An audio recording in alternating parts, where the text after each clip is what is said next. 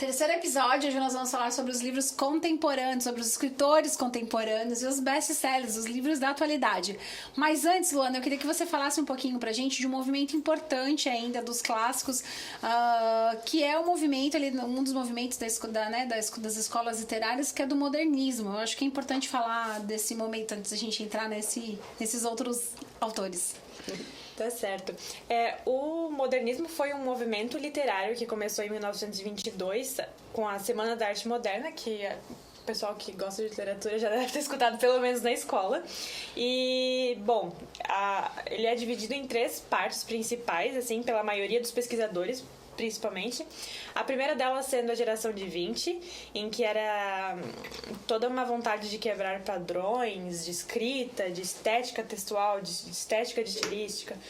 Então, era uma necessidade grande de cortar formas de prosa, interromper formas de poema. Era tudo muito ruptivo para a época, porque era necessidade. Eles estavam passando por situações, em 1920, em 29 deu toda aquela crise. Então, foi um movimento também político, que teve o Clube dos Cinco, teve a Tarsila do Moral, inclusive, que era pintora. A gente conversou sobre isso, né? Como a cultura está associada aos movimentos políticos, em cada um em sua época, como a gente percebe essa... É uma resposta, né? É um retrato, é uma constatação. E logo depois disso teve a segunda geração do modernismo, que foi dos anos 30, que já puxava algumas características de marcas políticas. O Graciliano Ramos, de novo, que a gente vai falar de Vidas Secas, que ele fala toda uma situação do Nordeste, dificuldades da vida das pessoas. E a terceira geração não tinha, a de 45, já não tinha mais aquela necessidade de rupção com tudo, com todos os padrões. Então, finalmente, os escritores podiam voltar a escrever da forma que eles queriam, mesmo que ela fosse baseada na prosa, na poesia, no modelo mais padrão, de rima, de repetição, de A, B, B. Mesmo que ele fosse para os clássicos ali, para outros, né, para o período do romance, no romantismo, ele quebrou isso, ele ficou mais livre, vamos dizer assim. Exatamente, na verdade, ele é conhecido como o período mais livre de todos, porque mesmo que a primeira geração tenha sido uma intenção de liberdade com padrões estéticos do exterior, inclusive, uma valorização maior do brasileiro, ele tinha muito essa literatura heróica, assim, de fase de acabar com tudo. Então, eles, mesmo sendo livres para fazer uma nova literatura, eles, em sua maioria, seguiam o padrão de irrupção, aliás. E o terceiro já era mais livre por isso, porque se eles quisessem escrever de forma clássica, como o Machado, eles poderiam. Se eles quisessem puxar Homero, eles poderiam. Se eles quisessem puxar José de Alencar, eles poderiam. Então, mesmo que escrever livre significasse escrever poesia bem tradicional, era uma opção. E já era mais possível. Então a gente percebe que a partir de 45 a gente teve uma literatura mais livre, mais plural, começou esse movimento de até as referências, né? Vai se basear em literatura internacional, começou outros... É um movimento mais livre mesmo. E até meio que uma pausa aí dessa crescente das escolas literárias, né? A gente percebe que a partir de 45 fica mais livre e aí já considera tudo contemporâneo, né? Eu ia dizer isso. Meio que puxa, esse 45 parece dar uma continuidade para os nossos dias atuais. Exato, até porque a literatura deles a linguagem é mais próxima da nossa, né? Por exemplo, a literatura da terceira geração é muito diferente de Macunaíma. Quem leu Macunaíma sabe que tem que dar uma pesquisada, às vezes, para entender as palavras que o Mário de Andrade usava. Então, é uma linguagem mais atual, que não demanda tanto esforço, é mais acessível para que a gente possa ler. E a linguagem, por ser mais acessível, era menos rebuscada e mais parecida que a gente tem atualmente. Dos nossos best-sellers e com quem a gente mais lê hoje em dia. Nossos escritores da atualidade. Entendi.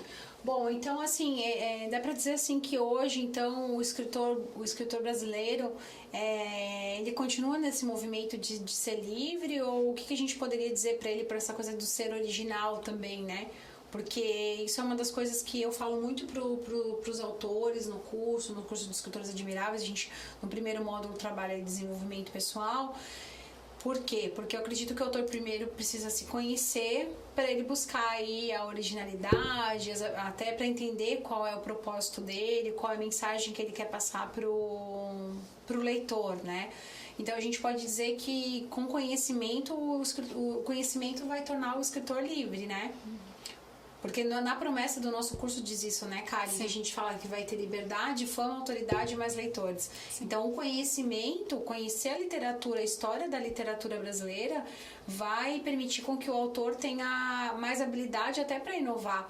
Porque às vezes o escritor ele acha que a narrativa dele é uma narrativa diferente e às vezes ele tá...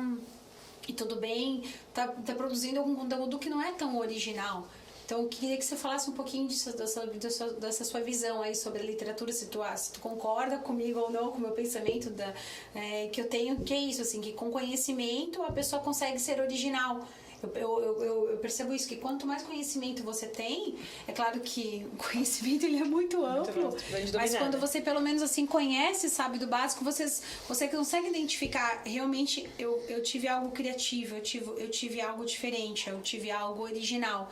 E como é que você sabe se aquele teu produto de fato é tão original se você não teve nenhuma base de escola, de conhecimento literário? E aí que a gente puxa pro conteúdo do começo das escolas literárias e a importância de aprender elas, porque não é uma obrigação sua e você não precisa aprender os livros, os clássicos, os livros das primeiras escolas com tanto afinco, nem fazer análises grandes, mas conhecer... Não precisa ler a carta de Pedro Vaz de Caminha.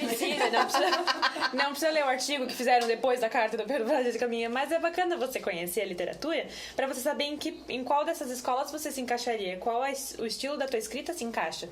Pode ser que você... Pra você, a partir disso, criar alguma coisa original, né? Por exemplo, se a pessoa se identifica com o período barroco, ela pode trazer alguma coisa, deixar um barroco contemporâneo, sei lá... Claro, se reinventar sua própria escrita sempre, né? E tentar... A gente não vai conseguir... Eu duvido muito que algum escritor escreva como o José de Alencar, escreva como Lima Barreto, mas trazer o que você... As formas de escrita deles e se inspirar, de repente, poder adquirir alguma... Eu dizer, inspiração mesmo. Se inspirar nesses grandes clássicos, né? Nesses escritores clássicos, esses escritores admiráveis, para enriquecer a sua própria escrita, né? Porque ali a gente falou do barroco, né? Talvez vai criar um romance de época, então tu tem esse contexto histórico todo envolvido no barroco que você vai, né? Pode ir lá e trazer essas características da literatura barroca mesmo, porque você está escrevendo um romance daquela época, né? Eu percebo assim que mesmo que ele não vá utilizar, como eu falei, você é um escritor de ficção científica, o que eu vou usar da literatura brasileira com a literatura científica? E eu vejo que tudo a gente consegue usar, tudo a gente consegue aprender, né?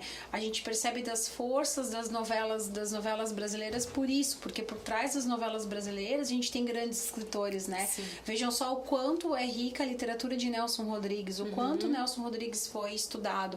E para o autor que precisa trabalhar com a imaginação, com a criatividade, por mais que ele vai trabalhar um tipo de literatura que não seja uma literatura clássica brasileira, né?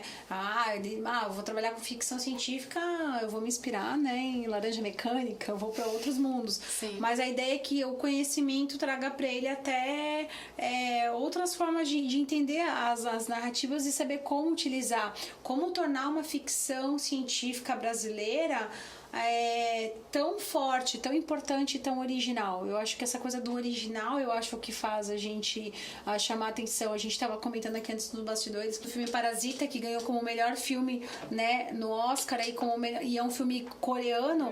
Percebam que é o seguinte, ele trouxe uma linguagem totalmente contemporânea, e é muito original, um roteirista, toda a produção de uma originalidade incrível, não à toa ganhou. Então, para os escritores é isso. Ele com certeza, esse diretor teve todo um estudo, as referências dele para ele chegar no original.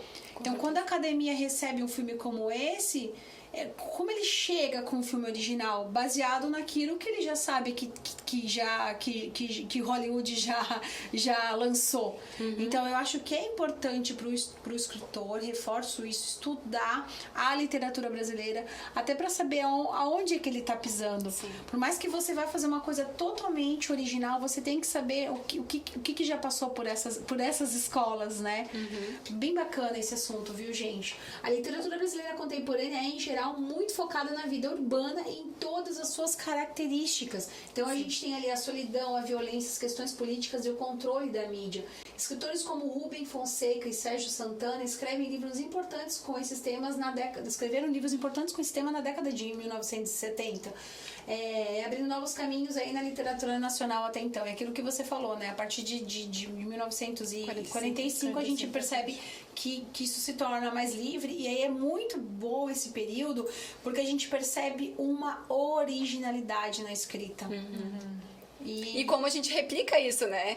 Por exemplo, Caio de Abreu, né? O pensador, vive essas frases, elas viraram domínio público quase, né? A gente sempre recorre a elas, são inspirações pra gente, então tem uma influência direta da nossa vida, né? Nos nossos dias, esses escritores contemporâneos. Sim, sim. E aí a gente tem, né, vários autores pra falar aqui, né? Porque a gente tá falando de 45 até agora. Muita gente. A gente até amanhã aqui seria tipo um ano com a literatura brasileira para citar todos esses nomes.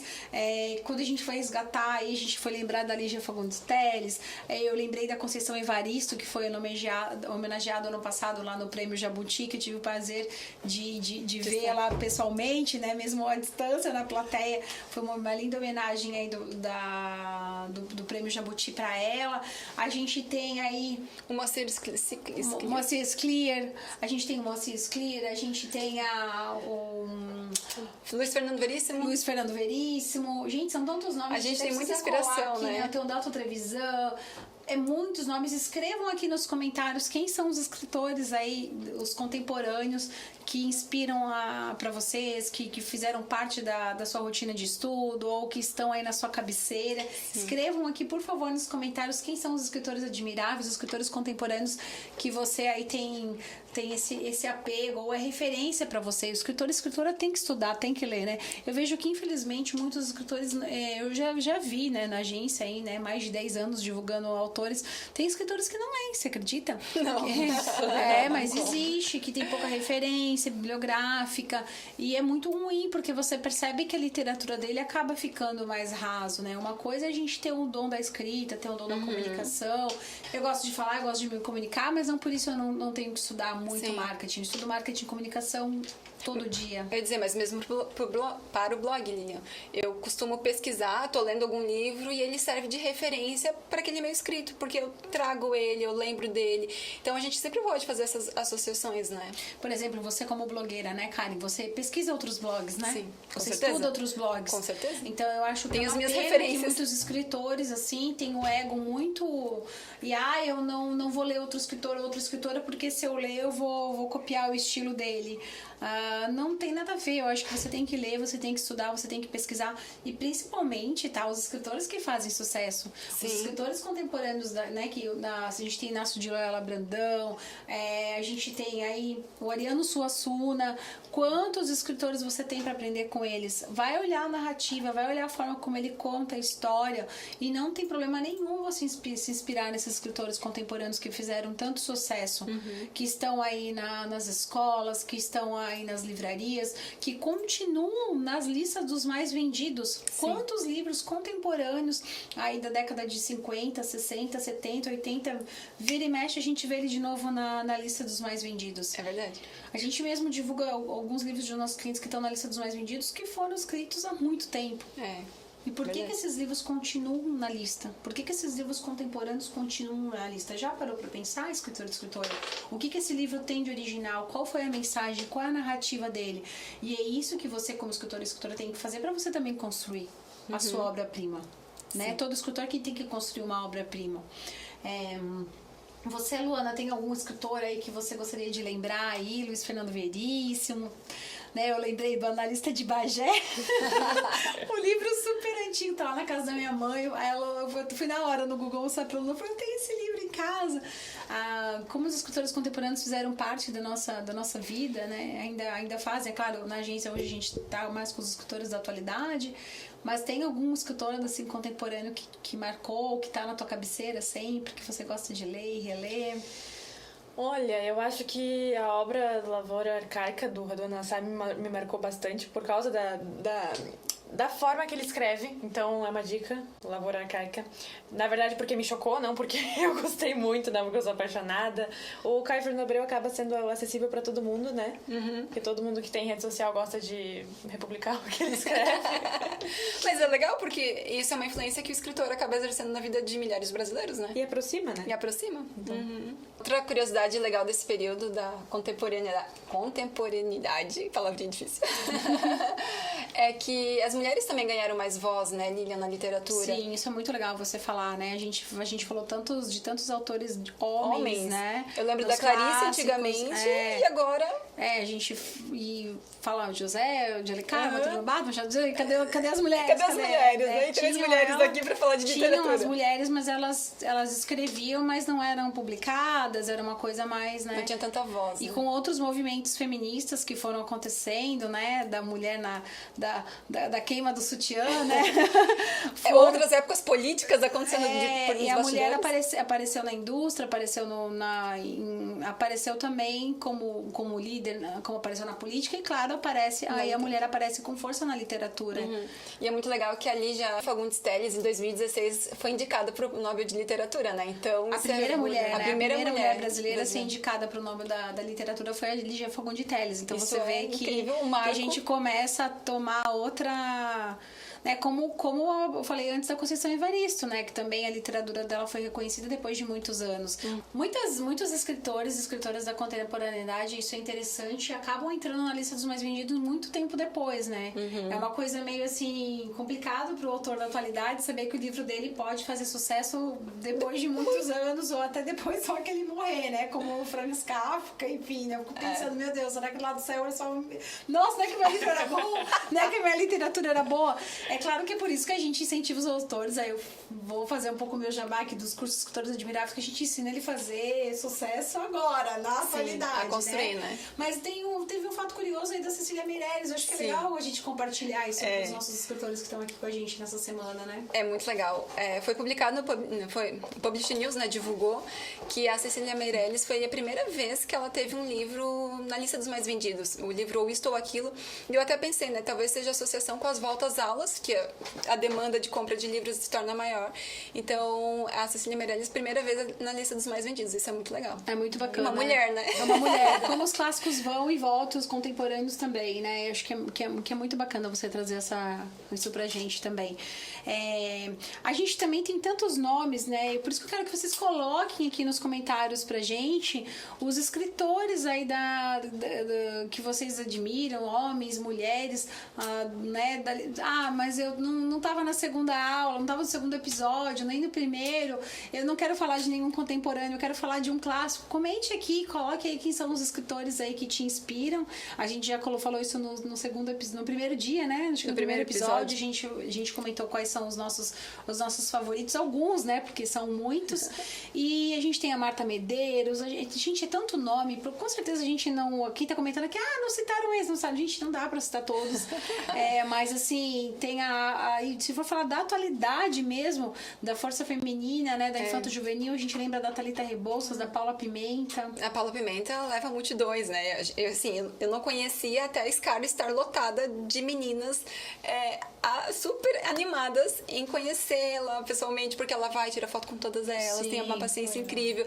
Isso é muito legal, porque leva a literatura para essa geração nova, né? Sim. Que precisa também ter essa disruptividade. Sim, eu acho que o trabalho que elas fizeram com a literatura infanto-juvenil, vamos dizer assim, para as adolescentes também, a Thalita Rebouças e a Paula Pimenta, foi incrível. Eu participei desse movimento quando a agência divulgou a Flica, Festa Literária de Cachoeira, e foi um encontro muito bacana, né? Porque na Flica a gente tinha as homenagens também para os autores clássicos da literatura, a gente estava lá falando de João Baldo, e daqui a pouco a gente tinha a Meg Cabot, autora internacional da Record, que né, tem os livros lá sobre princesas, essa autora internacional. A gente tinha lá a Paula Pimenta com essas filas enormes. Então você vê como a gente pode juntar, né, a atualidade, o contemporâneo com o clássico, como no mesmo ambiente, numa mesma livraria, nos eventos literários, essa conversa deve fluir, essa conexão deve acontecer.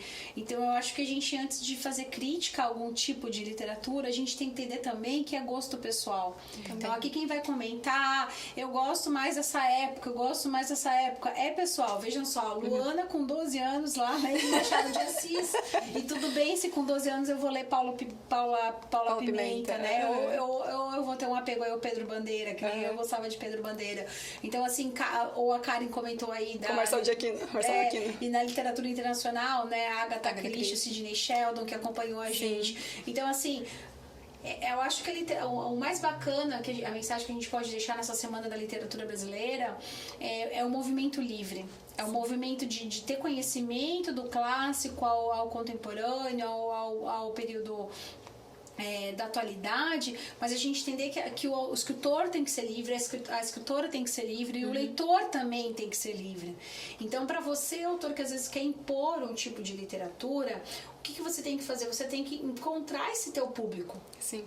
Porque às vezes o escritor ele tá escrevendo, tá divulgando para um público tá no ambiente errado, né? Um livro acadêmico, um livro, você que estuda muito, né? Você que é estudante de letras, que está se formando agora, você sabe onde buscar esse tipo de literatura, né? Não adianta eu chegar para incentivar uma pessoa que não gosta de semiótica literária e presenteá-la com um livro de semiótica literária. Então, eu acho que a mensagem que a gente tem que deixar nessa Semana da Literatura Brasileira é que, gente, como a nossa literatura brasileira é rica. Muito São 500 anos aí de muita literatura, de muito conteúdo, de muito texto. E a gente percebe que com a chegada da Amazon, da autopublicação, acontece um movimento muito bacana que é essa... Aí tem a literatura marginal, que a gente não falou de literatura marginal. Nossa, quanta coisa daria pra falar nessa semana, né? Muita coisa. A gente não entrou em gêneros literários também, que é outra conversa, é outra discussão. Uma próxima semana, ali. Mas assim, o que a gente tem que dizer para vocês é o seguinte: o escritor contemporâneo, ele é digital, né, Luana? Acho que a gente chegou nesse terceiro episódio aqui, a gente falou, não, a gente não pode encerrar esse terceiro episódio e dizer assim, que o escritor da atualidade, não é nem o contemporâneo, ele tem que ser digital, ele tem que ter presença digital para se tornar conhecido. E aí, no último episódio, que é amanhã, vocês vão entender essa lista que a gente fez para vocês do que vocês podem colocar na prática. O que você pode aprender com o Machado de Assis, o que você pode aprender com o Euclides da Cunha, o que você deve aprender com Thalita Rebouças. Então a gente vai fazer essa viagem no tempo para você ver que em cada período a gente pode aprender com algum escritor. E o escritor e a escritora tem que estudar, tem que aprender, né? Então amanhã vai ser incrível esse episódio, vai ter um bônus para vocês também. Vai ser uma junção, um resumão aí desses 3 dias. Então, você que acompanhou com a gente o primeiro episódio, o segundo episódio, o terceiro, não perca o 4º episódio, porque a gente vai falar de muita coisa importante aí pra você, pra sua carreira. Vocês vão entender por que a gente reforça que você, escritor, tem que entender, sim, da literatura brasileira, por mais que você trabalhe com uma ficção que não tá, talvez, tão relacionada às questões culturais brasileiras, vamos dizer assim, né, Luana? Karen, eu queria que você falasse um pouquinho, você que divulga muitos livros de escritores aí no seu blog, né? O que você tem percebido aí, né, nessa nova literatura, das obras nacionais e internacionais? Você percebe hoje que a literatura, a gente tá com uma literatura, depois fica uma outra pergunta pra Luana, globalizada, né? A gente percebe que hoje o escritor brasileiro escreve parecido, a referência dele hoje também tá na J.K. Rowling, né? Essa coisa da globalização também aproximou a gente com as nossas referências literárias, né? Então, se você comentar um pouquinho o que você percebe aí dos títulos que chegam, né? Você que recebe conteúdo aí de todas as editoras do Brasil. Como eu tenho um blog de mãe, né? Então, muitas literaturas acabam sendo, que eu acabo lendo, que eu acabo recebendo, tem a ver com esse meu nicho, né? De educação de filhos, até mesmo quando eu pego um livro de literatura, eu posso, dentro dele, explorar algum ponto... A moral da história, vamos dizer assim. Mas às vezes a moral da história leva pro amiguinho que não sei o quê. Às vezes eu vou pegar o ponto que o pai... Qual era a influência do pai naquela criança, entendeu? Então, eu tento aproveitar o livro de uma forma para enriquecer o meu blog e também para valorizar aquele escritor, porque às vezes a minha visão daquele livro pode trazer, nossa, eu não tinha visto. É tipo você assistir um filme, né? Bird Box, tu tem uma visão. E esses dias, sobre esse filme, eu fiz um texto no blog. Eu fui pra uma pegada totalmente materna e tal. Acho que foi contigo que eu comentei, né? Tu falou, nossa, não tinha percebido isso. Então, isso também a literatura traz pra gente, né? A gente pode enriquecer a minha visão, a tua visão, nesse sentido.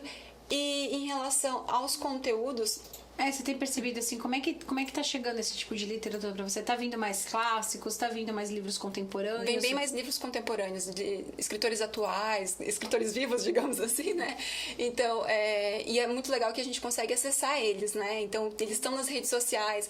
Esses dias, até pesquisando pra semana, eu fui lá e tô lendo o livro da Brené Brown, que fala sobre vulnerabilidade, coragem e tal. Eu fui pesquisar ela, né? Eu falei, nossa, ela tá aqui, ela é próxima, eu consigo absorver o conteúdo dela. Isso, que a gente consegue. Hoje o leitor se aproxima muito mais rápido dos escritores, né? Antes a gente conversou também sobre isso nos bastidores, sobre o sarau da literatura, sobre esses movimentos, sobre esses encontros lá na Shakespeare Company, essas pequenas livrarias onde se discutia a literatura de uma maneira diferente. E a gente sabe que a literatura era uma coisa meio elitista, né? A gente também discutiu sobre isso. Sim. A literatura brasileira iniciou com quem tinha acesso, com quem, né? Teve um processo de alfabetização. Então, tem todo um... Pra começar, veio pelo rei, né? Daria pra gente fazer a semana da literatura brasileira só com historiador. É verdade. Então, gente, a gente, né, tem que encurtar aqui esse evento, mas assim, de uma visão meio que nossa sobre alguns aspectos. Mas né? É muito gostoso quando você pega o livro, você gosta do conteúdo e você vai lá e procura no Instagram, no Facebook. Já encontra. E você encontra o autor e você conhece outras obras e você pode continuar lendo mais sobre. Mas se você tem identificação, né? Você vai continuar lendo daquele autor. Super acessível, né? Você acha, na sua opinião, você acha que tá mais acessível? A gente tem essas discussões que o livro é caro, o preço do livro é caro. Eu percebo muitas vezes nos blogs falando, não, o livro é caro, mas você vê muito livro gratuito, livro a R$5,90, R$9,90, a gente vê que a gente deixa os livros dos nossos clientes disponíveis na Amazon, as pessoas não baixam ele gratuitamente. Então eu acho que nós, como profissionais do mercado do livro, você que tá assistindo, que é escritor, se você é um blog, se você tá aqui porque você gosta de literatura, não é escritor e nem escritora, mas gosta de literatura, eu acho que a gente tem que quebrar essa coisa do livro caro, o livro é caro, porque a gente tem tantos outros produtos aí, né? Às vezes eu falo, o livro tá R$29,90, que caro. E essa mesma pessoa pagou R$50 no batom. Tipo, o batom é, né? Então, qual que é o valor dessa nossa literatura? Qual que é o valor do livro desse escritor? Então, você que é escritor ou escritora, tem que aprender a fazer seu marketing, tem que aprender a valorizar o seu produto, valorizar a sua pesquisa, valorizar a tua escrita, né, Karen? Porque não é isso, chega muito conteúdo, tem livros aí, tem domínio público, tem biblioteca, as pessoas não alugam, né? Você que frequenta a biblioteca, Karen, conta pra gente, como é que é? A biblioteca é vazia, É né? vazia, infelizmente é vazia, até pelo horário que eu vou 8 da manhã, né? A biblioteca é vazia. Mas é vazia, Lá vai encontrar clássicos, Sim. né? Aliás, nas bibliotecas, você quer estudar literatura brasileira, vá às bibliotecas municipais. E eu levei... elas são vazias. Ano passado eu levei o Cauê fazer uma pesquisa na biblioteca, pra não ficar apenas no Google, na internet. Levar a criança a ter essa experiência também é uma coisa legal, porque lá ele vê a infinidade de livros que tem. Nossa, eu posso ler tudo isso daqui. Então, é interessante ter essa coisa de aproximar, né? Não distanciar. Porque, ok, não pode comprar, beleza, mas pagar R$7 na carteirinha aqui de Jaraguá. R$7 na carteirinha pro ano inteiro. Não, é tu alugar acessível. livro. Eu também, 3 livros por semana em São tu pode Paulo levar. Eu frequentava com o Neto muitas bibliotecas, livrarias. Assim, você vê as livrarias de São Paulo cheias, os cafés são cheios. As pessoas vão e pegam o livro na mão e acabam não comprando o livro. A gente percebe que a gente fala muito da Amazon porque a Amazon é muito acessível, né? O valor da assinatura do Kindle, você vê as pessoas assinam em massa o Netflix, você nunca vê ninguém falando que o Netflix é caro. E quanto custa a assinatura do quase o mesmo ilimitado? valor, Então você percebe que é uma barreira cultural nossa no nosso país em relação à escrita, à literatura. Então a gente precisa derrubar. No curso lá no Escritores Admiráveis, a gente, nas primeiras aulas, eu falei, numa das aulas eu falei sobre o pensamento crítico. Então quando algum leitor ou alguém fala assim, o livro é caro, pergunte baseado em quê? Qual a sua referência? Por que você acha caro? Faça perguntas para fazer essa pessoa refletir. Por que você acha caro? Baseado em quê? Qual é a sua referência? O que te faz pensar que é caro? É caro por quê? né? Então, porque essa mesma pessoa às vezes que acha caro R$29,90 um livro, R$69,90 um livro, às vezes tem livros que tem capa dura, tem todo um trabalho gráfico, editorial em cima dele, teve um custo, teve uma logística, essa pessoa ela paga 80, R$100 numa garrafa de vinho e acha barato. Então, é baseado em quê? Né? Por que você acha caro? Porque é isso que a gente fala no Brasil é assim, muitos livros na internet, domínio público, livros gratuitos na Amazon, editoras que dão muitos livros, autores que colocam o livro a preço quase que de custo para vender e as pessoas continuam achando caro. Então tem uma coisa relacionada ao valor. Qual é o valor da literatura brasileira? Qual é o valor das obras no Brasil? Então, os escritores precisam aprender a trabalhar o marketing, por isso que eu falo do marketing pessoal, para desenvolver isso. Porque se ele não passa um valor naquela pesquisa, eu ensino muito os nossos escritores a fazer isso, né? Trabalhe com... faça um aquecimento nas suas redes. Vai pesquisar o teu livro 6 meses... compartilhe a sua pesquisa nas redes sociais para criar esse gatilho faça esse gatilho da antecipação. Então eu vejo que o escritor contemporâneo, o escritor da atualidade, ele tem muitas ferramentas para atrair leitor e ele não sabe usar. Esse é o problema. Aí quando ele vai divulgar o livro dele, ele divulga quando tá pronto. E quando tá pronto, não é só quando tá pronto. Você tinha que estar divulgando já muito. Tinha que ter um plano, tinha que ter uma estratégia por trás disso. A gente, aqui na agência, cansa de divulgar livros que a gente divulga na lista dos mais vendidos, mas teve todo um trabalho de marketing antes. Teve um book trailer refeito. Aconteceu, né? A gente às vezes refaz o trabalho, refaz o marketing, muda a comunicação. Às vezes tem release que a gente faz 2, 3 vezes até cair no gosto da imprensa. Então, o escritor da atualidade, se ele quer se tornar um escritor que na posteridade ou agora ele se torna um escritor lido, ele tem que começar a trabalhar o marketing dele, ele tem que fazer com que o livro dele chegue para os blogs, chegue para as pessoas que gostam de literatura como você, Luana, né? É preciso trabalhar o marketing. Sim. Luana, o que você percebe dessa coisa da globalização, mudando um pouquinho, que eu começo a falar de marketing, eu me empolgo. Essa coisa da literatura, existe uma padronização da literatura global, se for para falar assim da literatura brasileira, a gente falou dos clássicos, fomos para contemporâneo, estamos na atualidade agora. Me diz, existe uma globalização da literatura, a gente pode dizer assim, por exemplo, a gente teve escritoras aqui, que a gente já divulgou muitas escritoras que fazem sucesso na Amazon, são best-seller na Amazon, e se inspiraram aí no Christian Grey, no 50 Tons de Cinza, né? Então a gente pode dizer que na literatura houve uma globalização?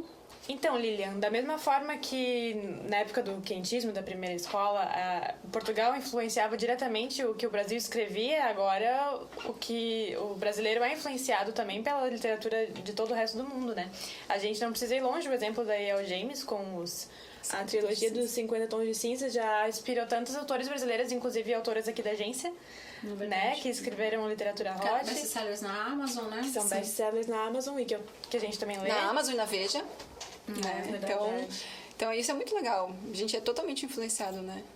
E aí deixa de ter essa referência só da literatura clássica brasileira, né? A gente percebe ainda não só dos escritores americanos, mas, né, a gente sabe como a literatura, a gente tem a alemã, russa, italiana, bom, todas elas hoje influenciam, né, aliás, eu acho assim, se for parar pra pensar, né, o Machado de Assis já na sua época também era à frente. E lia E era influenciado também. E era influenciado, né? A gente pode dizer que a literatura sempre foi influenciada por outras épocas da história, né? Sempre, com certeza. Não dá pra gente dizer que agora a gente é influenciado pela globalização. É que agora é mais, né? Agora é globalizado. É globalizado, é mais rápido, né? Antes demorava pra chegar a literatura, né? Os livros eram compartilhados, igual a gente comentou lá da Shakespeare & Company, faziam um sarau, o que você viajou lá pra Inglaterra, chegava lá em Paris, o que estão consumindo lá? Deixa eu ver e tal, aquela coisa meio, né? Clube dos 5. Hoje não, hoje ela é muito acessível, ela é muito rápida, a gente percebeu, é best-seller lá, em 2 semanas tá aqui. Antes, nossa, quando eu comecei no mercado do livro em 2008, um best-seller demorava para chegar. Às vezes eu tinha até um pouco de agonia, porque chegava assim, da lista do The New York Times. Eu olhar, tipo, faz 5 anos que era da lista do New York Times. Hoje não, hoje faz sucesso lá, já tá aqui. Até porque, com essa coisa do idioma também, muita gente tá lendo direto em inglês, tá lendo direto no alemão, tá lendo direto na fonte, né? Você mesmo, você que estuda alemão, você lê muitas coisas direto na fonte, né? Na verdade, eu comecei a estudar alemão pra conseguir ler Nietzsche na íntegra. Então, tá aí, Sério, tá isso aí foi uma sério. boa referência pra gente, né? Essa coisa da globalização do idioma faz isso também. Né? E é bom que a gente faça, que os escritores façam o melhor proveito possível disso, né? Porque se pro Machado era tão complicado conseguir traduzir uma obra, até porque ele era tradutor, traduzir uma obra, trazer de tão longe para conseguir ter acesso a ela, o Machado não foi um grande escritor do nada. O Graciliano Ramos não foi um grande escritor do nada. Eles beberam de águas de fora. E muito estudiosos, né? Muito estudiosos. Então, fazer o melhor proveito dessa globalização toda e desse acesso à informação que se tem hoje em dia. Então, o escritor brasileiro, ele tem, né, tem a força da literatura brasileira e tem toda a força da literatura internacional para ele buscar aí o seu best-seller, criar o seu livro original que ele tanto precisa, Com né? certeza. Muito legal essa parte, porque às vezes a gente pensa, veio do nada, né? Tipo, Machado de Assis, eu não sabia que o Euclides da Cunha ia demorar tanto tempo para publicar um livro, que pagou do próprio bolso. Então, ver esses sacrifícios é só através do olhar da história mesmo. A gente estudando e, não, beleza, se o cara é o que é reconhecido do jeito que é, eu também posso publicar um livro e batalhar e conquistar. Até a própria escritora dos 50 Tons de Cinza, ela demorou para fazer sucesso também. O livro dela foi, né, aconteceu. Então a gente, como eu falo, a gente acha que é de uma hora para outra, mas nunca é de uma hora para outra. Tem uma carreira aí, né, por trás. E muito estudo. Muito estudo. Então, para os escritores contemporâneos e da atualidade, a nossa mensagem é isso: pesquisem, estudem, usem a tecnologia para poder divulgar e espalhar a sua obra. E amanhã, no 4º e último episódio, aí vocês vão ter um grande resumão do que a gente pode colocar na prática, o que a gente pode aprender do clássico ao contemporâneo com os escritores, é claro, da nossa literatura brasileira.